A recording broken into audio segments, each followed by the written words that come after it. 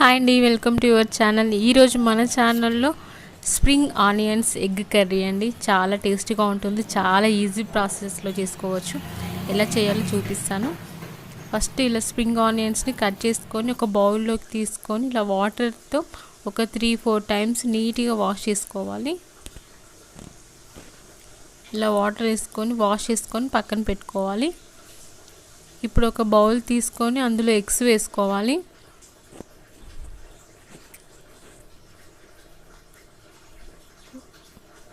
నేనైతే ఒక 2 ఎగ్స్ తీసుకున్నాను. ఇలా 2 ఎగ్స్ తీసుకోవాలి. ఈ 2 ఎగ్స్లో కొంచెం సాల్ట్, కొంచెం పెప్పర్ పౌడర్ వేసుకోవాలి. మనం దీన్ని ఆమ్లెట్ లాగా ప్రిపేర్ చేసుకోవాలి. ఫస్ట్ దీన్ని బీట్ చేసుకోవాలి. స్పూన్తో ఇలాగ సాఫ్ట్గా వచ్చేసరికి వరకు బీట్ చేస్తూ ఉండాలి.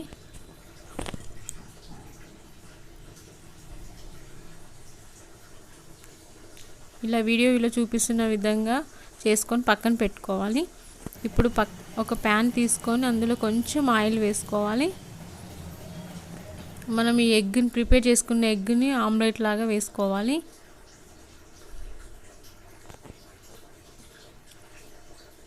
కొంచెం ఆయిల్ వేడైన తర్వాత వేసుకోవాలి. వావ్, అలా డిజైన్గా వస్తుంది కదా ఆమ్లెట్. చాలా బాగుంది. ఇలా ఆమ్లెట్ ప్రిపేర్ చేసుకోవాలి ఫస్ట్.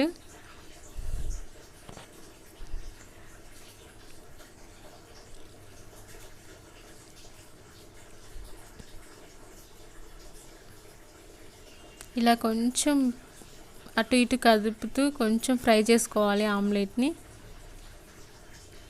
చాలా బాగుంది కదా, చూస్తుంటే ఇలాగే తినాలి అనిపిస్తుంది. ఇది ఒక్క 2 మినిట్స్ ఫ్రై చేసుకోవాలి. అప్పుడే చాలా టేస్టీగా ఉంటుంది ఆమ్లెట్. మనం కర్రీలో వేసుకున్నప్పుడు కూడా చాలా బాగుంటుంది తినేటప్పుడు. ఇలా ఒక 2 మినిట్స్ అటు ఇటు ఫ్రై చేసుకోవాలి.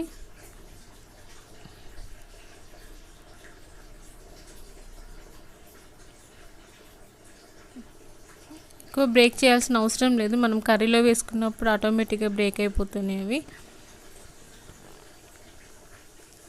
ఇలా ఒక 2 మినిట్స్ వరకు ఫ్రై చేసుకోవాలి. ఒక 2 మినిట్స్ తర్వాత మనం ఒక బౌల్లోకి తీసుకుందాము. ఎమ్మీగా ఉంది కదా ఆమ్లెట్.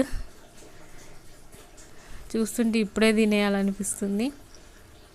మన కర్రీ కావాలి కదా, మనం పక్కన పెట్టుకుందాం దీన్ని.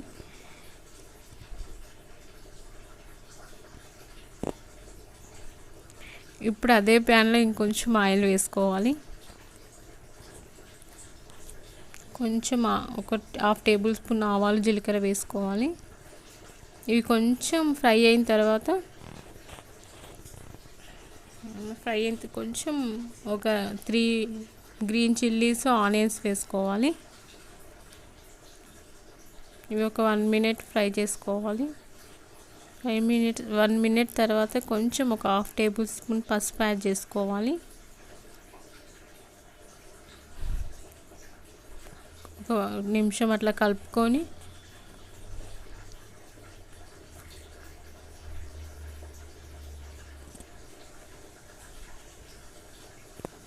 ఇలా అన్నీ ఫ్రై అయిపోయిన తర్వాత కొంచెం అల్లం వెల్లుల్లి పేస్ట్ వేసుకోవాలి. ఒక టేబుల్ స్పూన్ అల్లం వెల్లుల్లి పేస్ట్ వేసుకోవాలి. ఇది కొంచెం పచ్చివాసన అయిపోయేంత వరకు కలుపుకోవాలి.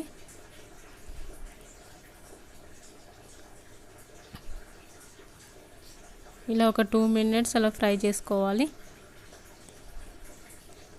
ఇప్పుడు మనం పక్కన పెట్టుకున్న స్ప్రింగ్ ఆనియన్స్ని వేసుకోవాలి.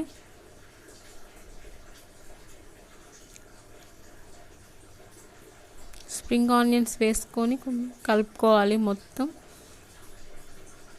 ఒక 3-4 మినిట్స్ కలుపుతూనే ఉండాలి.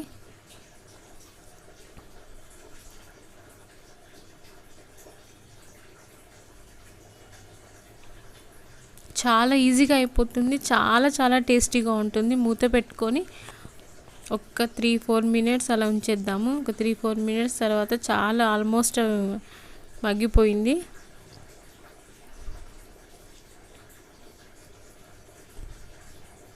కొంచెం వాటర్ కూడా బయటకు వచ్చేసింది. ఇప్పుడు కొంచెం సాల్ట్ వేసుకుందాము. కొంచెం ఒక 1 మినిట్ సాల్ట్ కరిగేంత వరకు కలుపుకోవాలి. ఒక్కసారి కంపల్సరీ ట్రై చేసి చూడండి, చాలా బాగుంటుంది స్ప్రింగ్ ఆనియన్స్. హెల్దీ కూడా చాలా మంచిది, చాలా ఈజీగా చేసుకోవచ్చు. మళ్ళీ ఒకసారి మూత పెట్టేసుకుందాము.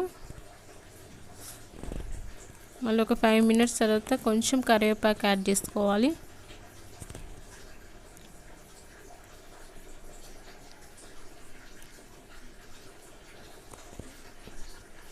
మళ్ళీ మూత పెట్టేసుకుందాము. ఈ స్ప్రింగ్ ఆనియన్స్ అనేది ఆల్మోస్ట్ ఉడికితేనే చాలా టేస్టీగా ఉంటుంది, లేకపోతే అసలు మనం తినలేమన్నమాట. అందుకని ఇది కంపల్సరీ ఆ స్ప్రింగ్ ఆనియన్స్ అనేది మంచి పర్ఫెక్ట్గా బాయిల్ అయ్యే వరకు మనం ఫ్రై చేసుకోవాలి. అప్పుడే చాలా టేస్టీగా ఉంటుంది కర్రీ. ఇప్పుడు మనం ప్రిపేర్ చేసుకున్న ఆమ్లెట్ని ఇందులో వేసుకోవాలి. చూసారా, క్వాంటిటీ అనేది తగ్గింది. కొంచెం గ్యాప్లో నేనే కొంచెం తినేసాను. అది పక్కన పెడుతున్నాను, తిను అంటుంది, అందుకే కొంచెం తినేసాను. ఇలా ఎగ్ వేసుకొని ఫ్రై చేసుకోవాలి.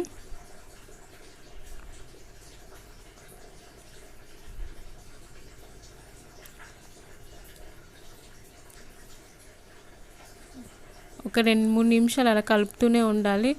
ఎగ్గును స్ప్రింగ్ ఆనియన్స్ అంతా కలిసేంత వరకు.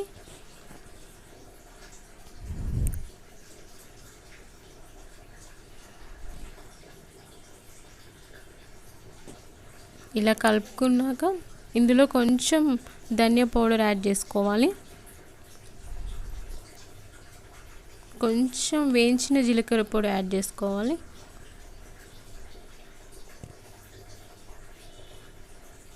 గరం మసాలా అలాంటివి ఏమి యాడ్ చేసుకోవద్దు. అవి యాడ్ చేసుకోవడం వల్ల స్ప్రింగ్ ఆనియన్స్ ఫ్లేవర్ అనేది పోతుంది.